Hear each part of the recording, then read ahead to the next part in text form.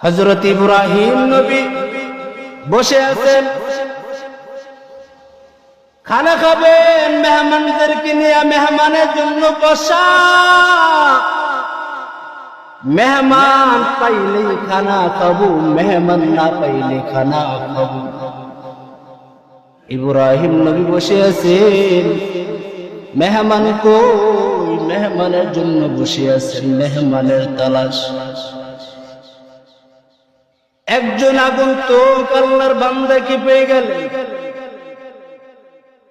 দস্তরখানা হাজির।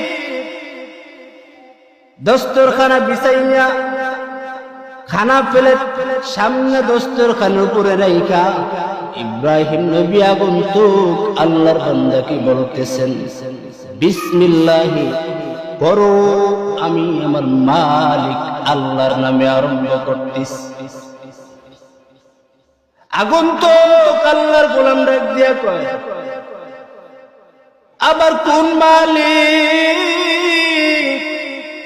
কোন আল্লাহ? আমি তো আল্লাহকে চিনি না। কোন আল্লাহ? আমি তো আল্লাহকেও জানিও না। আমি আল্লাহর নামে কি আরম্ভ করব? আমি পারবো না। ইব্রাহিম নবীর মাথা গরম হয়ে গেছে। ইব্রাহিম নবী ডাক দিয়া কয়, যাও, যে আল্লাহ, যে বান্দা আমার মালিককে চিনে না, তাকে নিয়ে দস্তরখানায় খানা খাবো না, যাও, উঠে যাও। যখন তারাইয়া দিলেন, ইতিমধ্যে জিব্রাইল আমিন হাজির। জিব্রাইল আমিন এসে বলতেছেন, ও ইব্রাহিম নবী, আল্লাহ তাআলা সংবাদ পাঠাইলেন। কি সংবাদ? আল্লাহ জানতে চেয়েছেন, এই যে বান্দাটা আমার মালিকের সঙ্গে কুফরি করা সত্ত্বেও আমার মালিক এক বেলা খানা বন্ধ করে রাখেন। আমার মালিক দৈনন্দিন খানা তার সামনে তার করা যায়। আমার মালিক অল টাইম 24 ঘন্টা বান্দার সব খোঁজ খবর বান্দাকে দিতেছেন, সপ্তাহে তল্লাশি নিতেছেন। খানাও বন্ধ দেয় না, রিজিকও বন্ধ দেয় না, বরং পাওয়ার আল্লাহ তাআলা রিজিক বাড়ায় দিতেছেন। আপনি কেন আল্লাহর বান্দাকে এক বেলা খানা থেকে বঞ্চিত করে রাখলে? এই সংবাদটা পাওয়ার পর ইব্রাহিম নবী আল্লাহর বান্দার তালাশে বের হয়ে গেলেন। কই গেলে আমি আল্লাহর বান্দাকে আমি পাবো? কোথায় গেলে আমি ওই আল্লাহ বানানো বান্দাকে আমি তালাশ করে পাবো? ঘর থেকে বের হয়ে গেলে খুঁজে খুঁজে দেখতেছেন, গেলে আল্লাহর বান্দাকে পাওয়া যাবে। খুঁজতেছেন, অনেক খোঁজার পর অবশেষে বান্দাকে পেয়েই গেলে। পাওয়ার পর ঘরে আনলেন, ঘরে এনে বসায় দিলেন। বসায় দেওয়ার পর আল্লাহর বান্দা বেঁকে বসলো, মোড়া দিয়া বসিয়া গেল। বলে, খানা খাও? বলে, না, আমি খানা খাবো না। আপনি প্রথমে আমাকে দস্তরখানে বসাইয়া আবার আপনি বিদায় করে দিলেন। এখন আমাকে তালাশ করে আবার কেন দস্তরখানে বসায় দিলেন? রহস্য। আমি রহস্য না জানা পর্যন্ত আমি খানা খাবো না, দস্তরখানের মধ্যে প্লেটে হাত দিব না।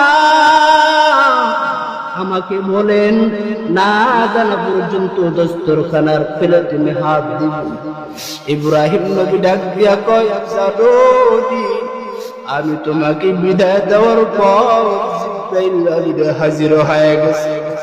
আমি তোমাকে বিদায় কেন দিয়েছি?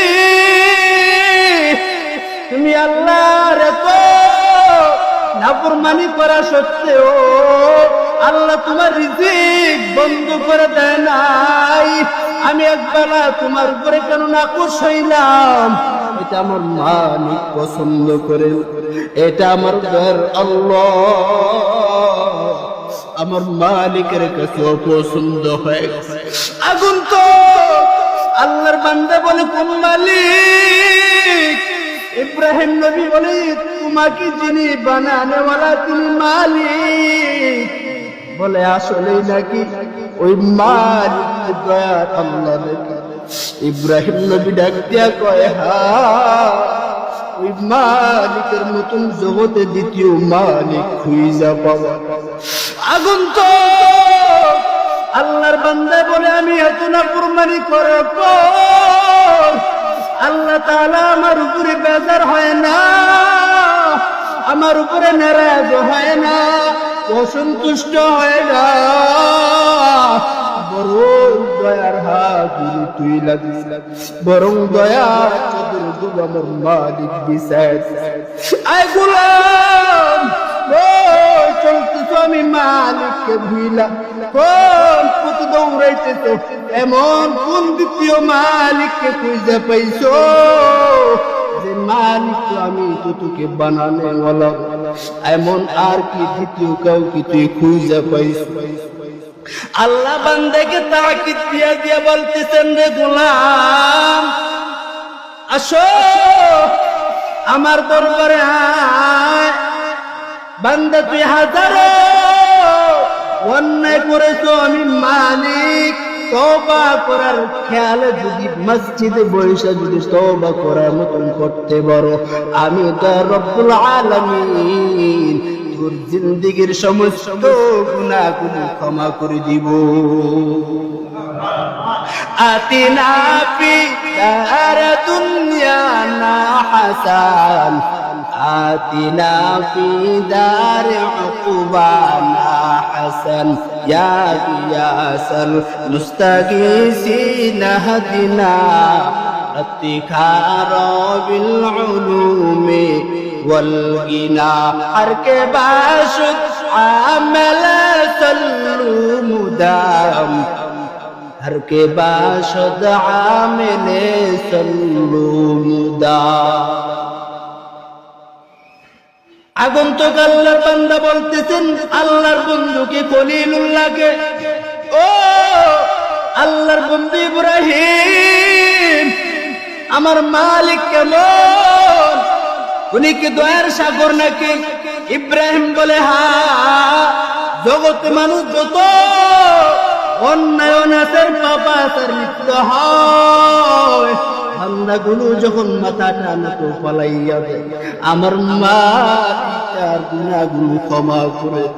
বলে আমি তাহলে এখনো কেন বিলম্ব করতেছি? না, আমি আর একটু সেই বিলম্ব করব না। আমি যে আল্লাহ দয়ার সাগর, কুফরি করা সত্ত্বেও যে আল্লাহ রিজিক খাওয়ায়, আমাকে পালে, আমার হায়াত দেনেওয়ালা, আর আমি বিদুর্মী থাকতে চাই না। আমি কালেমা পড়ে আমি আল্লাহর উপরে ঈমান আল্লাহ।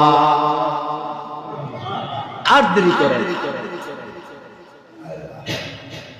উনিও তো একজন মানুষ, আল্লাহর পেয়ারা বান্দা হয়ে গেছে।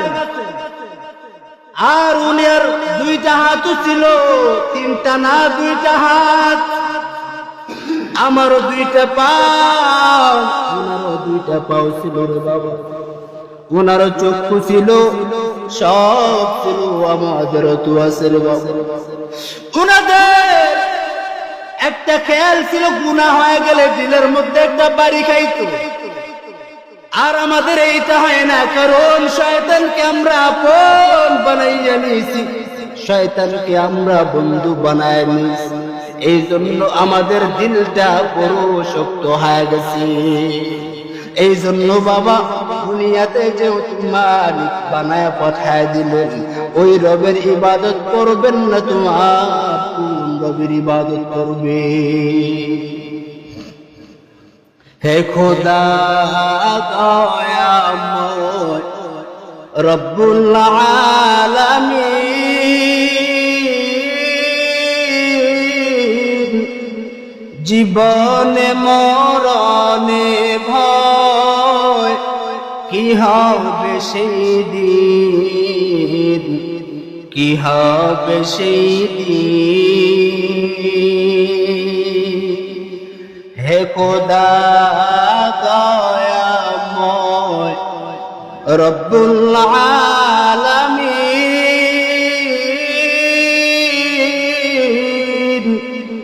জীবনে মরণে ভয় কি হবে সেই দিন, কি হবে সেই দিন।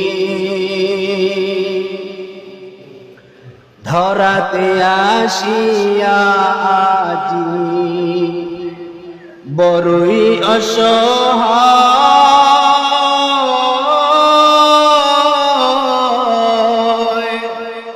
এ দুনিয়ার মায়া জালে অন্ত যে বড়,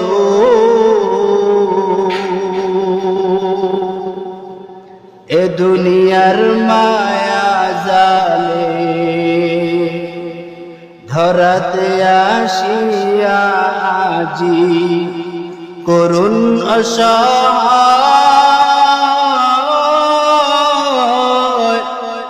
ইহকালের মায়া জালে অন্ত যে বড়। দাও হেদায়াত গো আল্লাহ গফুরুর রহিম, জীবনে মরণে ভয় কি হবে সেই দিন, কি হবে সেই দিন। নাই পুঁজি চাই করিতে আমল, পাপী গুনাহগার, কবর জীবন একারো হাসরে আধার। নাই গতি সুপারিশ বিনে রহমাতুল লিল আলামিন, জীবনে মরণে ভয় কি হবে সেই দিন, কি হবে সেই দিন। কোন নেক আমল নিয়ে আপনি প্রস্তুতি আছে? আমি এই আমল নিয়ে আমি আল্লাহর আদালতে দাঁড়াইব, এই পুঁজিটা আমার নিকট আছে, দেখাইতে পারবো না রে বাবা। যত বড় তুমি বাহাদুর হও না কেন, ওই মৃত্যুর থেকে তোমার কোনো রেহাই হবে না, মৃত্যুর থেকে পালাবার কোনো রাস্তাও থাকবে না। যদি বান্দা ওই কবরে গেলে যাওয়ার পরে যদি শান্তিতে থাকতে চাও, তাহলে বান্দা আমার মালিককে আপন কলিজা দিয়া মানো, ওই আমার রহমাতুল লিল আলামিনের সুন্নতটা গলার মধ্যে ঝুলাও। বান্দা যদি আমার আল্লাহকে যদি জীবনের চাইতে যদি না মানা হয়, ওই দিন আল্লাহ তাআলা বলবেন যাও, তোমার সাথে আমার কোনো সম্পর্ক নাই, যাও, তোমার সাথে আমার কোনো হিসাব নাই, নিকাশও নাই, যাও জাহান্নামে যাও। ওই দিন কি অবস্থা হবে রে বাবা? সব কিছু বুঝতে পারে, এইটাকে বুঝেন না রে বাবা। আমার মালিক কত দয়ার সাগর, আল্লাহ আপনাকে বানায়া বানায়া দুনিয়াতে পাঠাইন, ওই মালিকের গোলামি করব, গোলামি করব রে বাবা। ওই আমার মালিককে চিনো, মালিককে চিনা, মালিকের কদমে পড়ো, মালিক কি সিনা, মালিককে মাইনা, মালিকরে আসলে মানা ফরজ, মালিককে মাইনা এবং সিনা, মালিকের কুদরতি কদমে সিজদাটা দিয়া দাও রে বাবা। ওই সিজদার মধ্যে যে কি মজা, কি স্বাদ আর মজা আর কি মোহাব্বত রে বাবা, তোমাকে বুঝায়া আমি পুরো পারবো না। যারা সিজদা দেওয়ার জন্য হাজির, ওই আল্লাহর বান্দার সিজদার মজা মজা পাইলো, আর তুই মসজিদে আসতে চাও না। তোমার অন্তরে নাপাকি ঢুকা, তোমার মধ্যে কি মহব্বত আর তাক লাগবে, তুমি পাইবা না মজা। কারণ তুমি তো সাপ্তাহিক মুসল্লি, প্রতি জুমাবার বাংলা তুমি মসজিদে আসো। সাপ্তাহিক মুসল্লি, দৈনন্দিন তো মুসল্লি না। তাহলে সেজদার মজা আমি তোমাকে কেমন করে বুঝাইব রে বাবা? তাকাইয়া দেখছো নি এত গরম, গরমের মধ্যে দিয়া ঘাম গুলো ঝরতেছে। ওই আসর ময়দানে যদি গুনাহ নিয়ে হাজির হও, গুনাহ নিয়ে দাঁড়া যাও, বান্দা সূর্য উঠা মাথা কর্নারে বান্দা দাঁড়ায় যাবে। ওই দিন বান্দা পলাইবার কোন সুযোগ নাই। যারা আল্লাহকে মানার মতো মানছে, যারা গুনার বান্দাগুলো হইতে পারছে, তারা আল্লাহর আরশের ছায়ার নিচে অবস্থান করবে। আর যারা আমার মালিককে চিনতে পারে নাই, নিজের জীবনের চাইতে মানে না, তারা বান্দা কিন্তু সূর্যের তাপের নিচে থাকবে। একদিকে জাহান্নামের আওয়াজ, জাহান্নাম গুলো চিৎকার করে বলবে, হাল মিন মাজিদ, ও আল্লাহ জাহান্নাম গুলো কই, আমার পেটের মধ্যে দাও, আমার পেটের মধ্যে বড় ক্ষুধা। আল্লাহ বলবে সবুর কর, ধৈর্য ধর, আমি আল্লাহ একটু হিসাবটা শেষ করে নেই।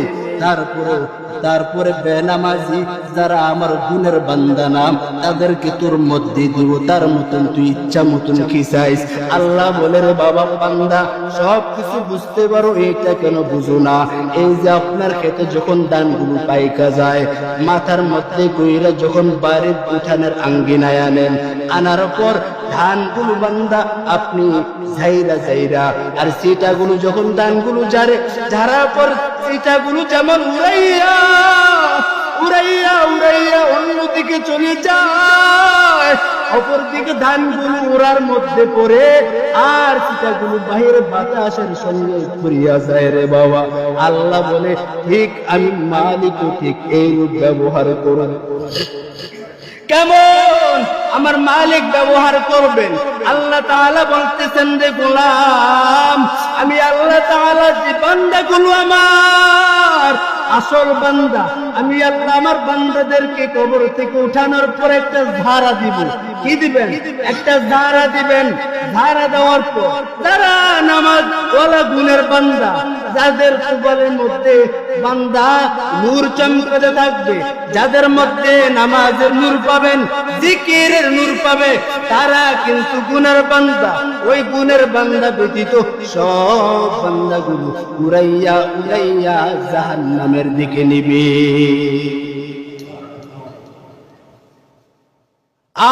জাহান্নামের দিকে দেওয়ার উপর আল্লাহ বলবেন, ও ফেরেশতারা তাকাইয়া দেখো, জাহান্নামদেরকে আমার মালিক বুলাইব আর বলবো, এই তারা আমার গুণের বান্দা না, আমার আসল লোকের কোন বান্দা না। যাও, তাদেরকে তোমরা হাঁকায়া তোমরা তাদেরকে জাহান্নামের মধ্যে নিয়ে নাও।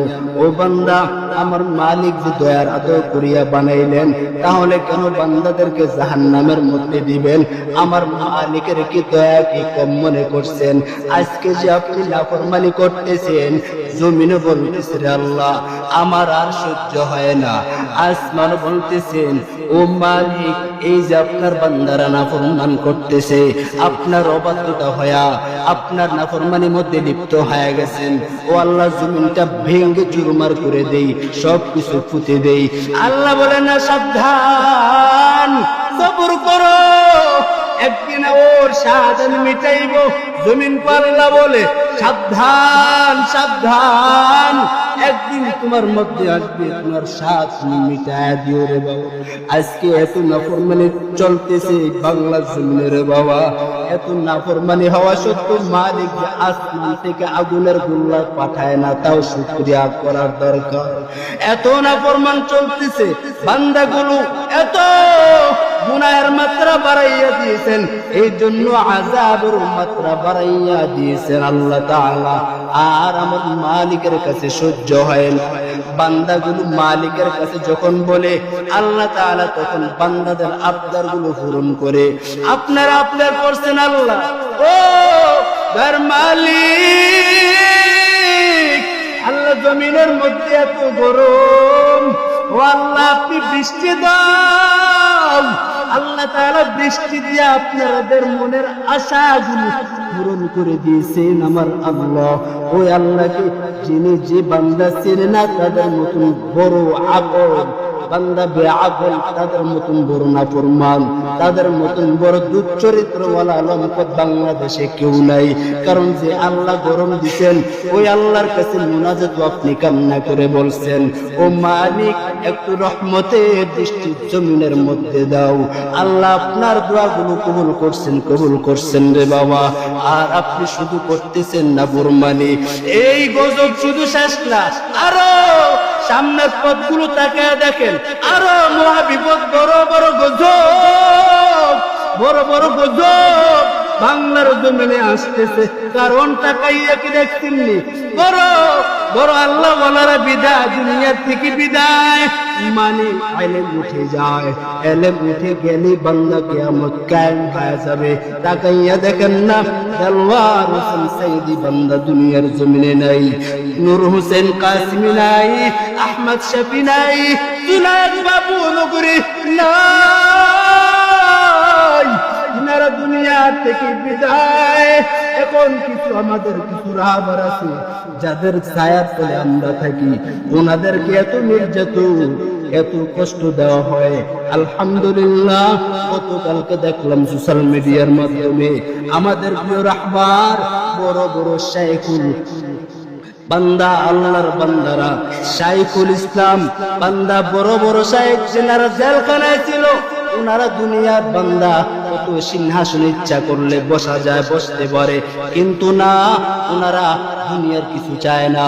ওনারা বান্দা শুধু আখিরাত নিয়ে ফিকির, উম্মতদেরকে কিভাবে গুনাহ থেকে বাঁচানো যায় ঈমানি চেতনা দিয়া ময়দানের মধ্যে আনে। আলহামদুলিল্লাহ জেলের মধ্যে থাকার পর গতকাল বান্দা জেল থেকে মুক্তি পাইছেন। সবাই বলেন আলহামদুলিল্লাহ। আপনারা খুশি তো? অনেক আল্লাহর বান্দা বান্দিরা বলেন, হুজুর আমি বড় বড় যারা জেলখানার মধ্যে ঢুকা, ওনার জন্য আমি কত নামাজ পড়েছি, কত রোজা রেখেছি আমি, হুজুর আমি আল্লাহর আদালতে বলি আল্লাহ যেন তাড়াতাড়ি মুক্তির ব্যবস্থা করে।